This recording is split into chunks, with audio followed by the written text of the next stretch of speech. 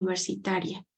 Tiene una experiencia de más de 8 años bajo un enfoque metodológico basado en evidencia.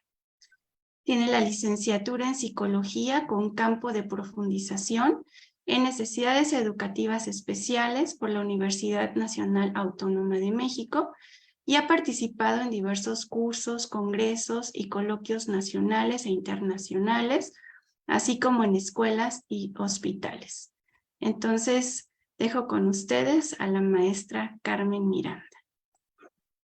Hola, muchas gracias, maestra Edith, muchas gracias, maestra José, por acompañarme aquí. Muchas gracias a todas y todos quienes están aquí. Gracias, doctora Rosario, por estar aquí presente. Para mí es un gusto y una alegría poder compartir con ustedes esta primera jornada en psicología clínica, esperando que hasta ahora todo lo que han disfrutado en cuestión de conferencias, de todo este conocimiento que se ha compartido, esté siendo de utilidad para su formación, para su quehacer como psicólogas y psicólogos.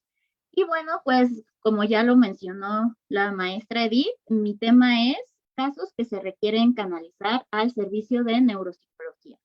Entonces vamos a comenzar. Vamos a comenzar con, bueno, lo primero es que vamos a revisar cuál va a ser la agenda de esta charla. La agenda de esta charla, en primera instancia, es importante que identifiquemos de una manera general cuál es el concepto de neuropsicología. Ello porque podríamos decir, ok, vamos a revisar qué casos se van o tendrían que referirse a este servicio o a esta especialización. Sin embargo, pues hay que saber qué es o a qué se dedica la neuropsicología. También es importante acotar un poco acerca de la diferencia entre neuropsicología y pseudociencia.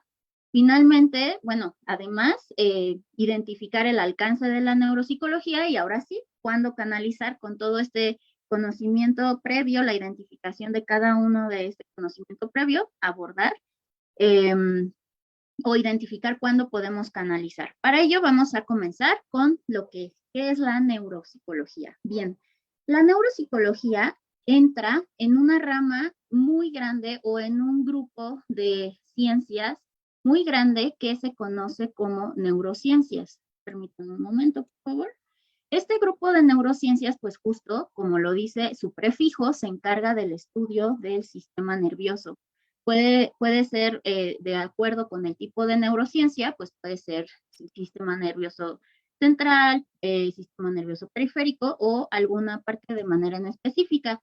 ¿Qué ciencias encontramos ahí? Pues, por ejemplo, la neurofisiología, la neuroanatomía, lo que es la neurociencia cognitiva, neurociencia del desarrollo, y entre otras, hay muchísimas neurociencias y está la neuropsicología. Por ejemplo, pues aquí tenemos algunas de las que ya mencioné y algunas otras. Y entonces vamos a enfocarnos en este aspecto en la neuropsicología. Esto lo menciono porque, o es importante identificarlo porque en ocasiones encontramos esta parte de, neurociencias, pero no es lo mismo neurociencia a neuropsicología. Retomando lo que dije previamente, la neuropsicología está dentro de este grupo grande que se conoce como neurociencias. Entonces, en función de lo que acabo de mencionar, es importante poder diferenciar las neurociencias de cualquier otra pseudociencia. Seguramente hemos escuchado el prefijo neuro por ahí, por todos lados, y hay que tener mucho cuidado con eso, neurocoaching, neuromarketing, neurotarot, no sé qué tantas cosas. Entonces, para poder identificar de manera adecuada que realmente estamos hablando de una disciplina que es neurocientífica, pues es indispensable que seamos precavidos. ¿Por qué? Porque, bueno, si es neurociencia es porque realmente está estudiando el cerebro y cómo estas células propias del cerebro, conocidas como neuronas, van a interactuar entre sí para ejecutar distintas funciones en el sistema nervioso central. Ahora, en particular, ya sabiendo que la neuropsicología está dentro de este grupo grande que se conoce como neurociencias, vamos a delimitarla mejor. La neuropsicología estudia varias cuestiones, o comenzó, vamos a hablar del comienzo de esta, comenzó con las alteraciones conductuales de pacientes neuropsicológicos en la vida cotidiana tras una lesión cerebral. Esto vamos a desmenuzarlo en palabras más concretas. Pensemos que alguien tiene una lesión cerebral. Puede ser una lesión a nivel de tumor, a nivel de traumatismo cráneoencefálico, a nivel de algún evento cerebrovascular, de alguna enfermedad neurodegenerativa. Entonces, habiendo una lesión, por ende, todo el funcionamiento propio de esa lesión, pues va a llevar a manifestaciones conductuales. Entonces, se comenzó con pacientes, el estudio de la neuropsicología se comenzó con este estudio de pacientes que tenían una lesión cerebral. De ahí, conforme fue evolucionando la neuropsicología, gracias a todos estos estudios de neuroimagen, dícese resonancia magnética funcional, también marcadores biológicos, electroencefalogramas, potenciales evocados. Entonces surge la neuropsicología cognitiva, es una rama de la neuropsicología. Pero, ¿qué hace la neuropsicología cognitiva? Bien, esta tiene varios objetivos. El primero es que se estudien los componentes del sistema cognitivo que tienen que ser tratados. Otra vez ahora sí que voy a hacer algunas anotaciones para que podamos aterrizar mejor todo lo que estamos hablando. Pensemos en este dibujito que me salió una hermosa corteza cerebral en su vista lateral. Pensemos que ocurrió un traumatismo craneoencefálico en la zona prefrontal, que es la que tenemos aquí. Esta zona prefrontal, en esta zona prefrontal, si bien no somos localizacionistas, es decir, no tenemos un proceso cognitivo específico en esa región, sí hay hay redes que involucran pues varios procesos. Entonces, de acuerdo con esa lesión, decimos, bueno, los principales procesos que se encuentran en esta zona han de ser tratados. ¿Por qué? Porque ahí fue donde se dio esa lesión cerebral. Entonces, lo primero que hay que detectar es en dónde ocurrió esa lesión. ¿Cuáles son esos componentes que han de ser tratados de acuerdo con la región la región de la corteza? Después, ¿cómo es y cómo funciona el sistema cognitivo normal? Este es otro objetivo de la neuropsicología cognitiva. Antes, igual retomando, previo, si lo recuerdan, se comenzó con el estudio de una lesión cerebral, con el estudio de la lesión cerebral. Entonces, objetivo 1, ¿qué componentes han de ser tratados cuando hay lesión? Pero también hay veces que a mí me preguntan, oye, Carmen, y yo puedo hacerme una evaluación neuropsicológica. Yo lo que les podría decir que el mejor regalo que podrían darse es hacerse una evaluación neuropsicológica. ¿Por qué? Porque pues no hay nada como conocer cómo está funcionando tu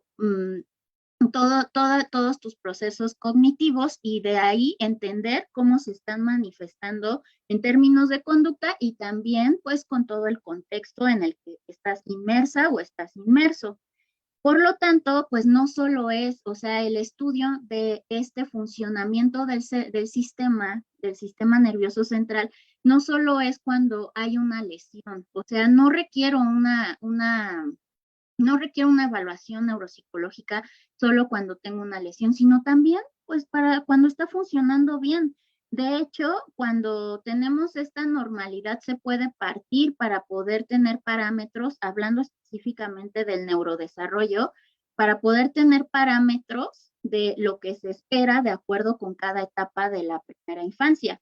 Y finalmente, después de que ya se determinan estos perfiles, poder determinar cómo estas interacciones entre lo que es la cognición y la conducta tienen manifestaciones en el día a día de la persona.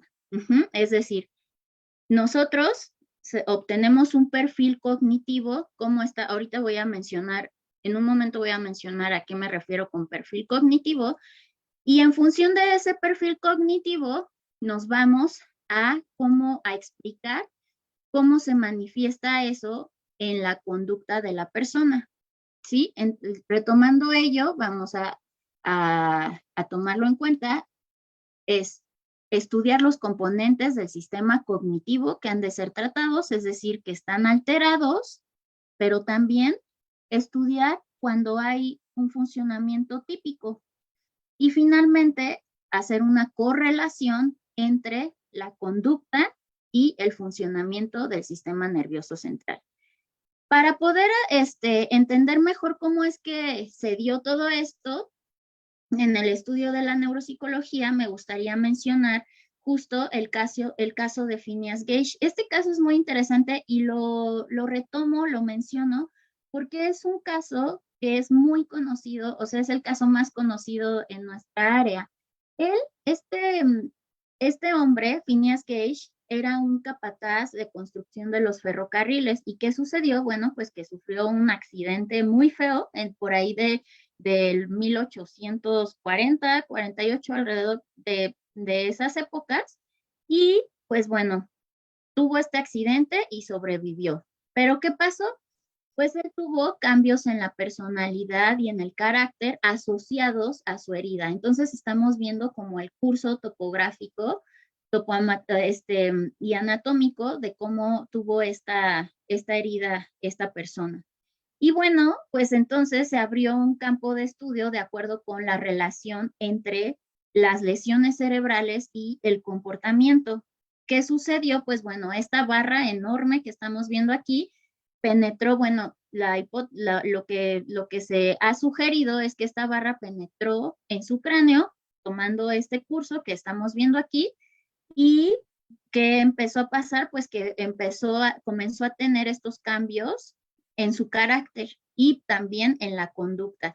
Comenzó a darse una correlación, bueno, lo empezaron a estudiar y pues él tenía determinado temperamento, determinada personalidad, incluso hábitos conductuales, pero este cambio fue completo en la personalidad y el carácter. O sea, uno lo veía normal, o sea, posterior a este accidente, de manera física, decía, no, pues está bien, o sea, no le pasó nada, pero no se vio lo que hay detrás de cuando hay una lesión cerebral. Estaba fuera de toda conducta social, o sea, todo el razonamiento social, las normas culturales, las normas morales de esa época, pues él no las estaba siguiendo. Él era, previo al accidente, pues él era considerado como una persona amable, inteligente, capaz de ser funcional y adaptativo en términos sociales, y pues pasó a ser irreverente, grosero, violento, y entonces con este caso se comenzó a hacer un estudio de las bases neuronales del comportamiento que posteriormente, hasta la fecha, pues ha tomado gran auge acerca de pues cómo la trayectoria de diferentes lesiones de acuerdo con la región anatómica, pueden incidir a tener alteraciones conductuales. Esto también, ya que estamos platicando de esto, voy a retomar casos acerca de que a veces, por ejemplo, chicos de 15, 16 años llegan a consulta y llegan con un diagnóstico, y lo digo así entre comillas, de probables trastornos por déficit de atención e hiperactividad. Chicos que siempre se han mostrado irreverentes, igual, falta de inhibición, falta de razonamiento social, y que si no se realiza, porque aquí algo que va a jugar un papel sumamente importante es la entrevista clínica. Si no se realiza una adecuada anamnesis para identificar factores de riesgo, antecedentes heredofamiliares, curso del desarrollo y todos los aspectos que se retoman en una historia clínica, en la entrevista neuropsicológica, puedo dejar de alto varios datos que me pueden llevar a sugerir que al paciente se le hagan o se le realicen estudios de neuroimagen. ¿Qué sucede? Que hay chicos que llegan a los servicios de neurocirugía específicamente, porque la conducta está tan desinhibida que tienden a tener accidentes. Y normalmente estos chicos pues sufren traumatismos cráneoencefálicos, se les hace la tomografía y, oh sorpresa, tienen algo que se conoce como quistes subaracnoideos. Estos en regiones, por ejemplo, prefrontales, que es como la región en la que podemos o principalmente se encarga de toda esta parte de la inhibición de la conducta. Entonces, no es que este niño tuviera realmente un TDAH, sino tenía ahora sí que una condición que estaba o que está incidiendo en que él presente determinada conducta. ¿Por qué? Porque pues, el quiste está ahí y pues está haciendo que se altere de alguna forma el funcionamiento cognitivo y por ende esto se manifiesta en términos conductuales. Por lo tanto, si nosotros notamos que hay algo que está, ahora podríamos decir, bueno, esto es hacer la diferenciación entre esto, si es psicológico o esto ya es de un funcionamiento cognitivo alterado, es importante que se lleve o que se refiera al especialista en neuropsicología para que haga el interrogatorio más profundo y si se requiere, se envíe a que se realice la valoración en neurología o neurocirugía. Este método, que ya es un método con el que inició, quiero aclarar, se ha ido puliendo con la neuropsicología cognitiva, se conoce como método de la correlación clínico-anatómica, es decir, de acuerdo con la lesión, es hacer esta correlación de cómo se expresa en términos conductuales estas alteraciones.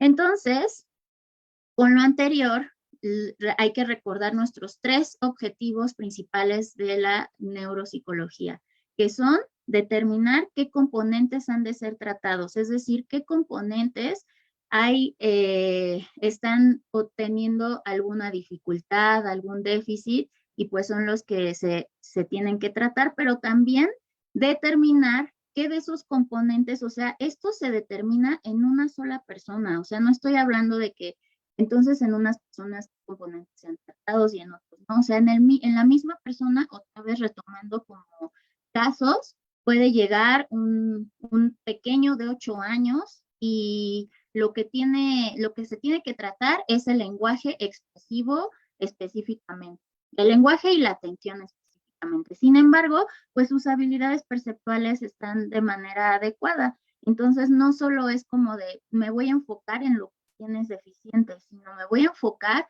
en tus deficiencias, pero también me voy a enfocar en lo que está funcionando de manera adecuada, porque de acuerdo con ello, yo voy a poder entender cómo esta interacción entre procesos cognitivos se van a manifestar en términos conductuales. ¿Cuáles son esos componentes? Porque sí, se habla mucho de componentes, pero ¿cuáles son? Bueno, estos componentes son los que conocemos como procesos cognitivos, funciones cognitivas, y bueno, empezamos por las nocias y praxias. Cuando hablamos de nocias, pues son la percepción, la percepción. Ojo, no es lo mismo la sensación a la percepción. Recuerden que la sensación es un aspecto que es todo este estímulo que estamos recibiendo del exterior en términos físicos. Sin embargo, cuando ya hablamos de percepción o de nocias, es porque ya esa información ya se procesó para darle un sentido. Las praxias es todo el movimiento. Todo el movimiento aprendido y con intención. Es decir, por ejemplo, el uso de unas tijeras, el uso de alguna herramienta, a todo eso es como llamamos praxias. También, ¿cuál es el otro proceso? Los otros procesos, la atención y la memoria. Cabe mencionar que para cada uno de estos procesos, pues también tenemos sus procesos. Por ejemplo, la atención tiene sus estadios que inician desde el estado de alerta. O sea, la atención, por ejemplo, está dividida en atención pasiva y atención activa. Cuando llegamos a la atención activa, comienza desde la atención focalizada, atención selectiva, atención sostenida, atención dividida, atención alterna, atención, o sea, no se queda como, ay, tiene deficiencias atencionales. De lo mismo con la memoria tiene sus estadios. El lenguaje también tiene sus propios niveles y las habilidades académicas, es decir, lectura, escritura, cálculo, y finalmente las funciones ejecutivas, que bueno, también es un grupo de procesos que forman parte de este cajoncito llamado funciones ejecutivas. Todo este estudio de cada una de estas funciones lo vamos a correlacionar, ojo, muy, muy, muy, muy, pero muy importante con el contexto del paciente. Es decir, yo no puedo, es totalmente incorrecto hacer una evaluación neuropsicológica y con solamente los datos arrojados de la persona en el test, hacer conclusiones diagnósticas. Eso es una mala praxis. Yo todos esos datos los tengo que correlacionar con la historia clínica del paciente y además con el contexto en el que este paciente se encuentra. Entonces, el alcance, si estamos viendo, pues es este estudio de cada una de las funciones cognitivas bajo un proceso que se conoce como evaluación neuropsicológica, se correlaciona con el contexto y así se entiende, se puede comprender mejor la condición de ese paciente en específico.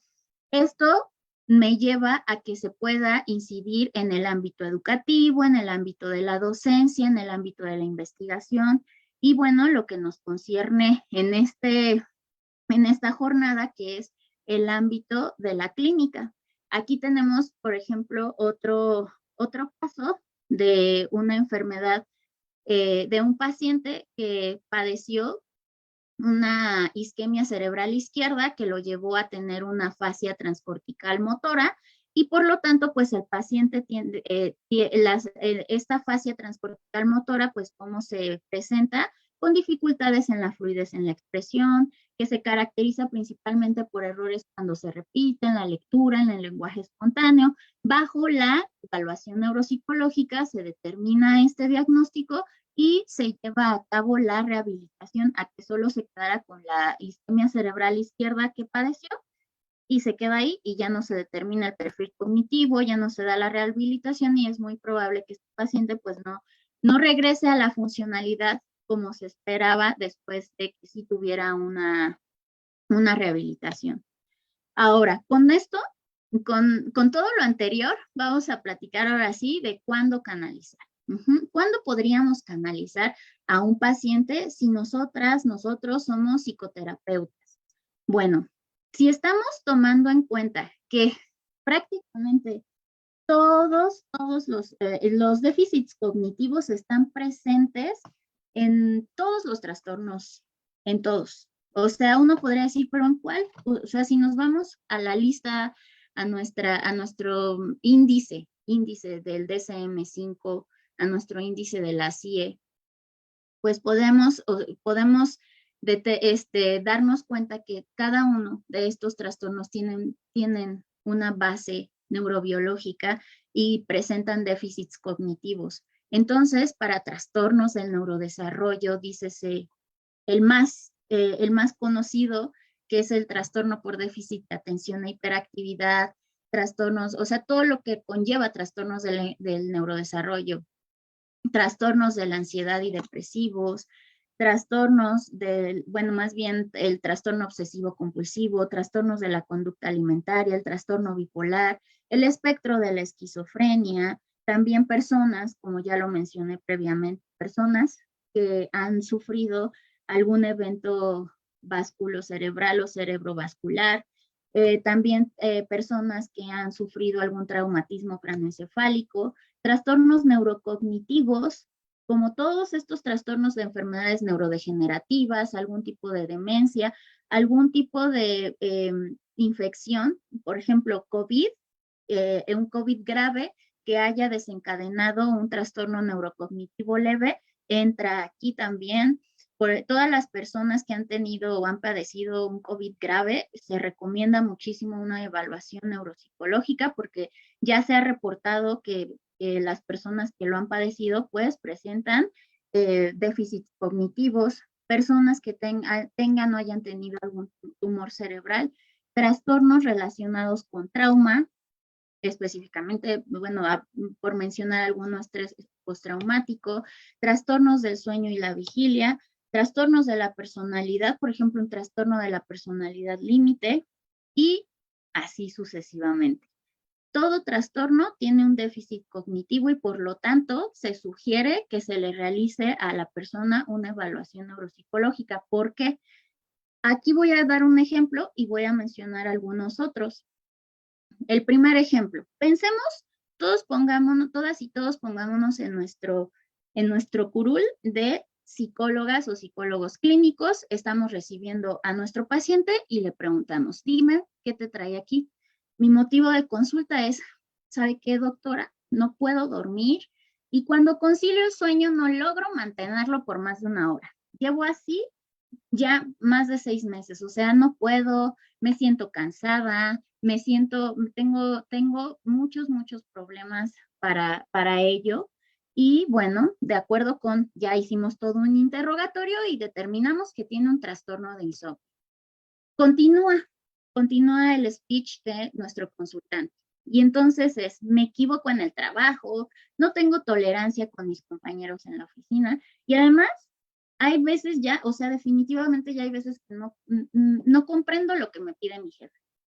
Si nosotros nos quedamos con esto y comenzamos una psicoterapia sin canalizar a la paciente o al paciente, a que se le realice una evaluación neuropsicológica, puede que solo estemos trabajando las cosas desde la superficialidad. ¿Por qué? Porque aquí ya nos están dando datos sumamente importantes que son intolerancia, equivocación,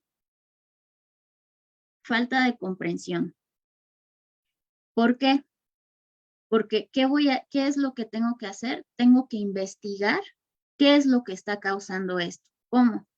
Tengo que investigar la higiene del sueño, es decir, a qué hora se está durmiendo, se duerme con el celular, quizás hay ruidos alrededor, incluso a qué hora está comiendo, si está tomando café previo a dormirse, si hay trastornos asociados para que estén incidiendo o agudizando estas situaciones del trastorno de insomnio, qué estilo de vida está teniendo este o esta consultante y sobre todo el impacto que está teniendo. Estamos hablando, o sea, pongámonos cada uno de nosotros a pensar qué impacto tiene el que, imagínense, llevamos 6 meses sin poder dormir, sin conciliar el sueño por más de una hora, o sea, hay estudios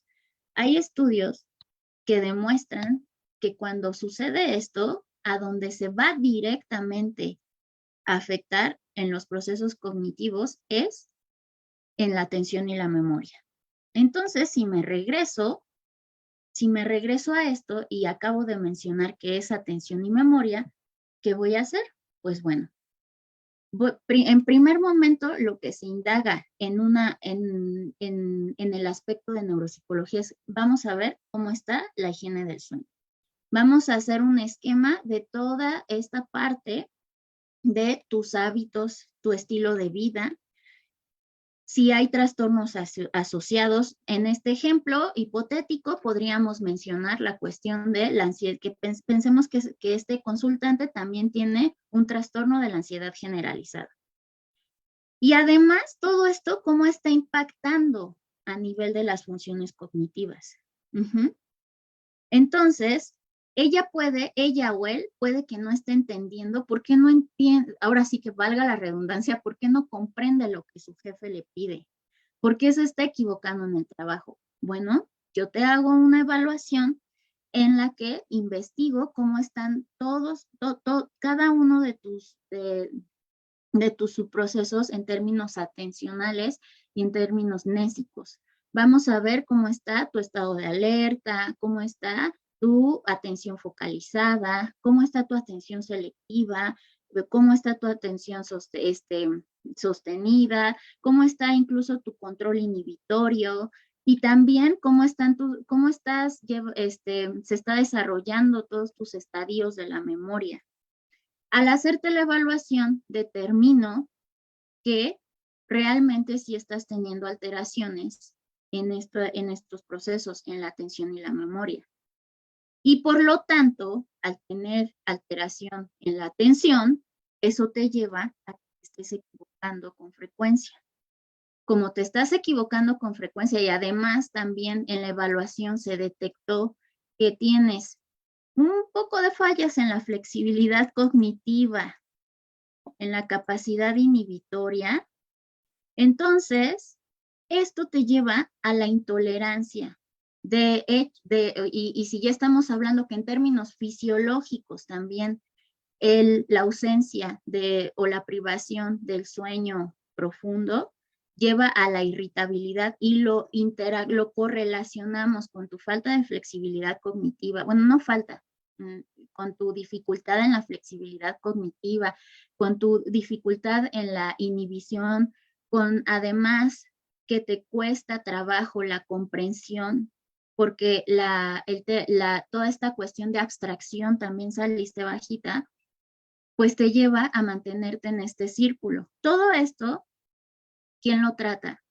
Él o la neuropsicóloga o él y la psicoterapeuta. Se puede trabajar en conjunto. Por ejemplo, les voy a dar ejemplos.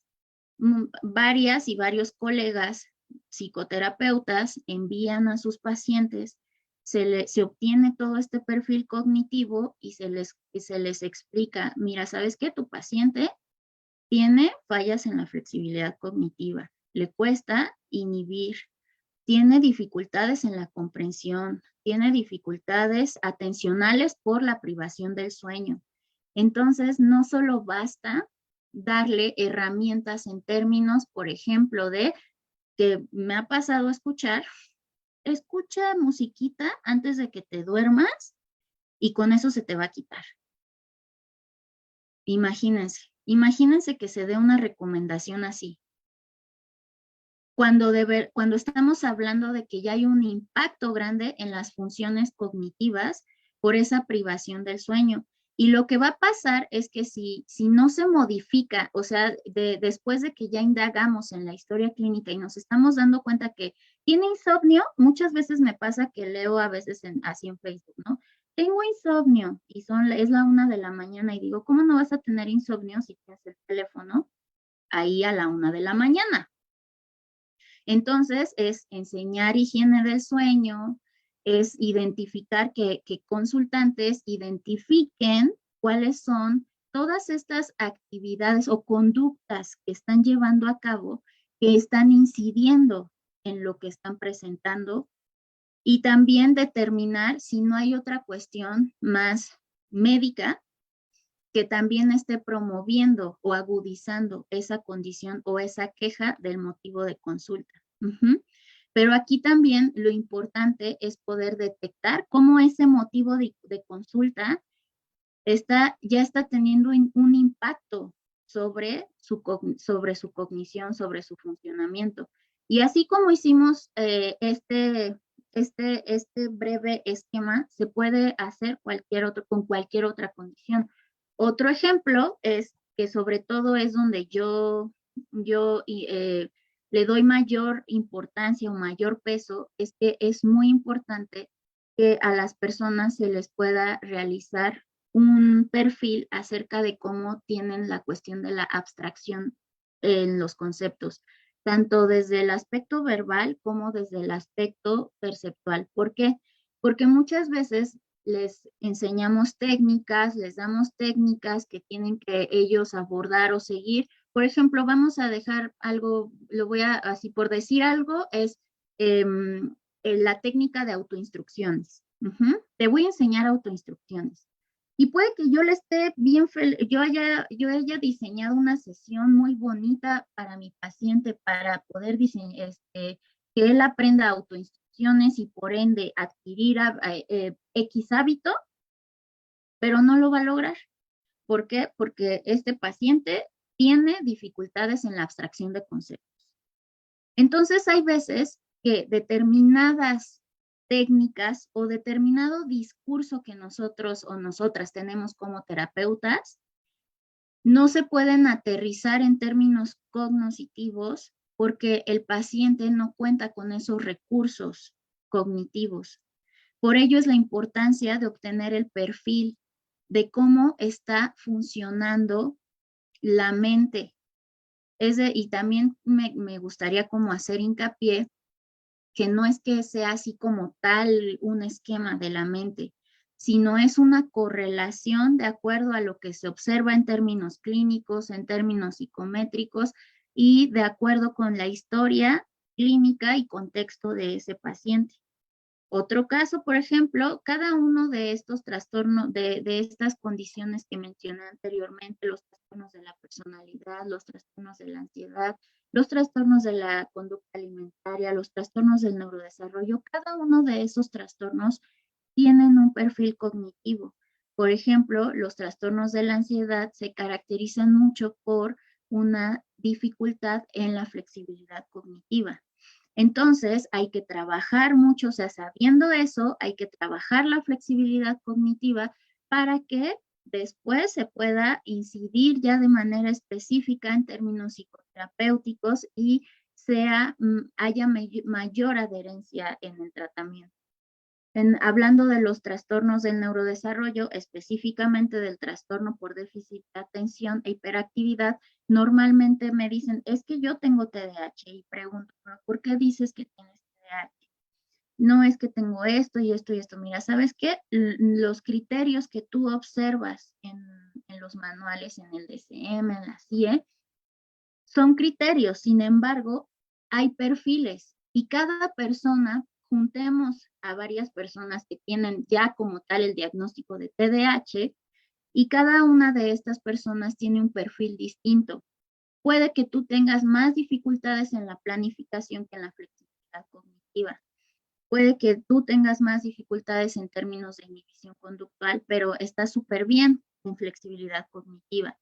Puede que tú tengas dificultades en memoria de trabajo, pero estás muy mal en inhibición. Uh-huh.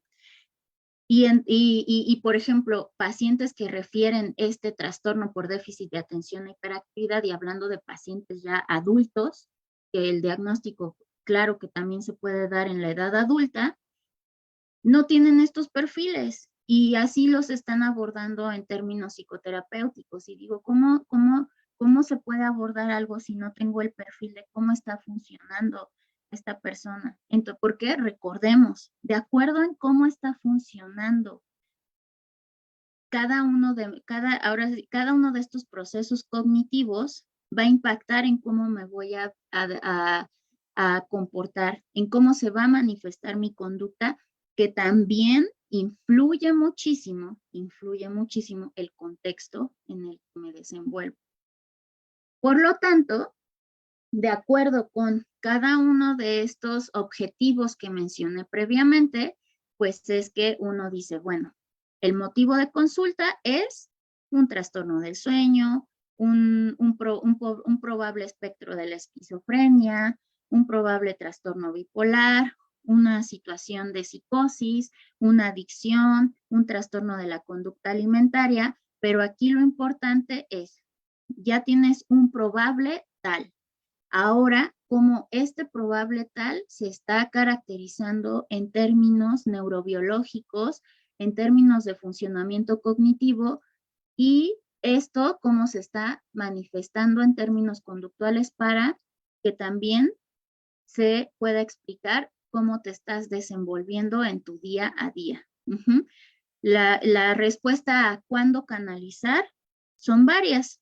La primera es que si de acuerdo con la historia clínica de su consultante, ustedes detectan factores de riesgo, es decir, traumatismos craneoencefálicos, antecedentes heredofamiliares de enfermedades neurodegenerativas, de enfermedades neuropsiquiátricas, de la presencia de algún tumor, se canalice. ¿Cuándo más? Cuando hay cuestiones que ustedes detectan que no está teniendo un razonamiento adecuado esta persona, pues vamos a ver también cómo está teniendo sus recursos cognitivos y qué es lo que le lleva a tener estas dificultades en el razonamiento, en el lenguaje. Cuando también, bueno, pues también cuando hay personas que han sufrido maltrato, también se ha reportado que este maltrato constante, víctimas por eso mencionaba todos estos trastornos asociados al trauma, cuando ha habido una constante en el estrés por el trauma, pues también hay un impacto en el funcionamiento en el funcionamiento cognitivo. Cuando también, pues bueno, también cuando tenemos pacientes, consultantes con trastornos de la personalidad límite, con trastornos bipolares, con trastornos obsesivo-compulsivos, para poder detectar, sobre todo en este tipo de trastornos, cómo está su funcionamiento ejecutivo y por lo tanto brindarle las herramientas y las recomendaciones que requiere de acuerdo a ello, porque podemos decir, a mí me parece que esta técnica psicoterapéutica es muy buena, pero si yo no me aseguro cómo está esto, ¿cómo quiero que lo aterrice mi paciente de manera adecuada? Entonces, en resumen, en conclusión, se recomienda que para cualquier trastorno se realice una evaluación neuropsicológica. Ahora hay diferentes tipos de evaluaciones. No solo es como, o sea, hay una evaluación que es más extensa, pero también hay screening, hay tamizajes en los que se puede evaluar de manera global, de manera general, y ya si se detecta algo, pues ya ahora sí se va uno o se dirige uno a realizar una evaluación neuropsicológica más detallada. Y bueno, pues eso sería todo. Muchísimas gracias, Carmen. Si les interesa más el tema, aquí les comparto a quién pueden leer, pues les comparto como los autores más representativos. Algunos, hay muchos más, pero son los que me gustó recomendar. Luria, Benedet, Ardila, Peña, Casanova, Portelano, Tirapú, Bruna, Mesulam, Damasio, Juste, Fuster, Barkley, Wilson. Muchas gracias por las recomendaciones, Carmen. Pues me interesaba mucho esta conferencia porque, pues, como tú lo has comentado, ¿no? Siempre es importante saber ubicar qué es lo que tienen nuestros pacientes y canalizarlos con el especialista adecuado. Y bueno, pues estamos ya en el límite de tiempo, no quise interrumpirte. Pero también algo que es común que comentamos con los alumnos es que de pronto dicen, pero ¿con quién voy? ¿No? O sea, el problema es a veces esta parte de la comunicación o la mala comunicación que hay entre psicólogos, neuropsicólogos, neurólogos, psiquiatras, etcétera. Entonces, bueno, en lo personal he canalizado pacientes con la maestra Carmen en Enki y pues el servicio es muy bueno, los pacientes están muy contentos y efectivamente, bueno, he trabajado con Carmen y con la maestra Lisbeth también, Granados, y nos explican, como lo dijo en la conferencia, no fue puro rollo, o sea, sí nos van llevando de la mano, vamos comentando cada quien sus puntos de vista y se hace un muy bonito trabajo. Entonces, no sé si alguien tenga alguna pregunta, quiera participar.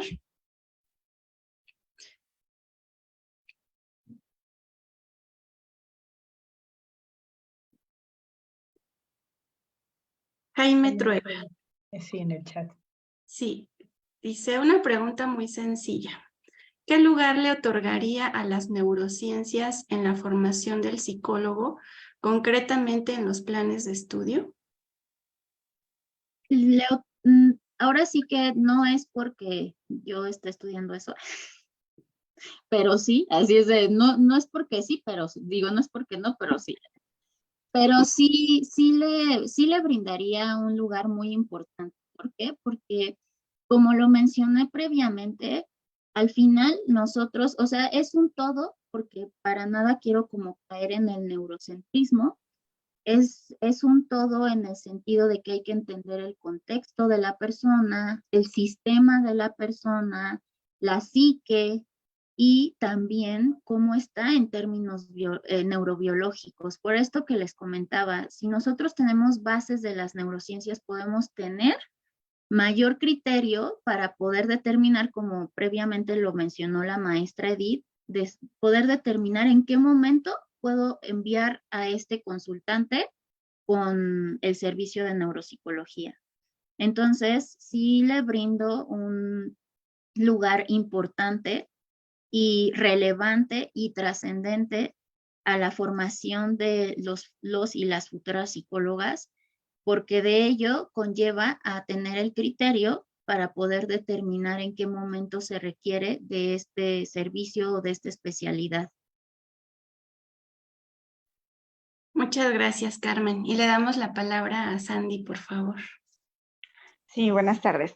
Tengo dos preguntas. Uno, ya mencionaba que pueden trabajar en conjunto la psicoterapeuta, el psicólogo y el neuropsicólogo.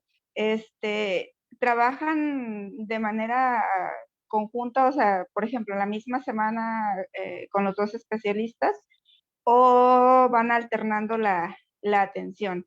Esa es una. Y la otra, ¿qué peligros conlleva? Yo hoy en la mañana escuchaba a una madre de familia que decía que su hijo probablemente tenía el trastorno del espectro autista. No lo conozco, no lo sé, pero el médico lo canalizó a psiquiatría, atención psiquiátrica. ¿Qué es más aconsejable? A mí me suena pues que debe ser más bien atención neurológica, pero ¿qué tan recomendable es atención psiquiátrica en lugar de atención neurológica? ¿O puede igualmente atender este especialista estos casos? Ok, Gracias. con relación a cómo se trabaja, todo es de acuerdo con el perfil del paciente. Por ejemplo, hay veces que a mí me envían la solicitud de la evaluación, yo evalúo y le brindo las recomendaciones a la psicoterapeuta. Le digo, mira, ¿sabes qué? Este es el perfil de tu paciente, está teniendo esta capacidad de razonamiento, de lenguaje, su atención está deficiente, tal, tal, tal. Entonces te recomiendo que las técnicas que le brindes sean dirigidas en este sentido. Ese es un caso. En otro caso es que además, porque yo, y lo saben mis compañeras, que siempre les digo, no, yo emoción no. Entonces, lo mío es neuropsicológico, entonces, por ejemplo, que yo trabajo esta parte de planeación, de flexibilidad cognitiva, de inhibición conductual y también, pero surgió que en la evaluación pues también tiene rasgos de ansiedad agudos. Entonces es un día a la semana, vienes conmigo, trabajamos funcionamiento ejecutivo y otro día, si está en tus posibilidades, trabajas esta parte emocional, por decirlo así, que es la esfera emocional en psicoterapia. Sí tengo pacientitos, consultantes que sí se tiene que trabajar de esta manera, porque pues, si no se trabajan a la par las dos cuestiones, puede que se avance más lento o que por el contrario no se avance. Entonces, todo depende del perfil que se obtenga posterior a la evaluación. Con relación a lo del autismo, lo recomendable es que lo valore, es como un abordaje multimodal. Lo recomendable es que lo vea paidopsiquiatra, lo vea neuropediatra y tenga su evaluación neuropsicológica. Con la evaluación, normalmente lo que hacen mis compañeros psiquiatras y neuropediatras es que me agrada mucho que en medicina ya se esté abriendo este campo o esta apertura hacia neuropsicología, es hasta que Carmen tenga la evaluación, o sea, hasta que me traigas la evaluación de Carmen, yo tomo la decisión de cómo el abordaje farmacoterapéutico o si es que requiere de ambas, de ambas cuestiones, tanto de psiquiatría como de neurología. Entonces, igualmente, así como lo que mencioné del TDAH, cada niño con la condición autista, pues tiene su perfil. Entonces, de acuerdo con ese perfil, se determina qué es lo que requiere y el tipo de abordaje que requiere. Por ejemplo, en algún momento en mi curso de residencia, ahora sí, en mi formación de la residencia en el Centro Médico de la Raza, pues me vi niños con la condición autista muy diferentes, muy diferentes. O sea, todos tienen el mismo diagnóstico, pero aquí justo la importancia de determinar los perfiles es entender precisamente esto que mencioné al inicio, qué componentes han de ser tratados, qué componentes están funcionando normal y cómo eso interactúa con la conducta. Y cada persona tiene un perfil en específico. Sí se tienen generalidades, pero el perfil lo tiene cada uno de acuerdo con su contexto. Entonces, no podría decir, pues es que necesita psiquiatra o no, es neuropediatra, sino que daría yo una respuesta ambigua, porque puede que un pequeño, pues además del autismo, tenga también como episodios psicóticos. También depende del grado del autismo. Todos los trastornos del neurodesarrollo se dan por grados y, por ejemplo, en el autismo tenemos leve, moderado, severo. Entonces, todo depende de todos estos factores para poder determinar qué tipo de tratamiento requiere. Muchísimas gracias, Carmen. Gracias. Bueno, pues ya no nos da tiempo para más preguntas. Por favor, les pido que abramos el micrófono para darle un aplauso a la maestra y muchísimas gracias por tu participación, Carmen. Gracias a ustedes por la invitación.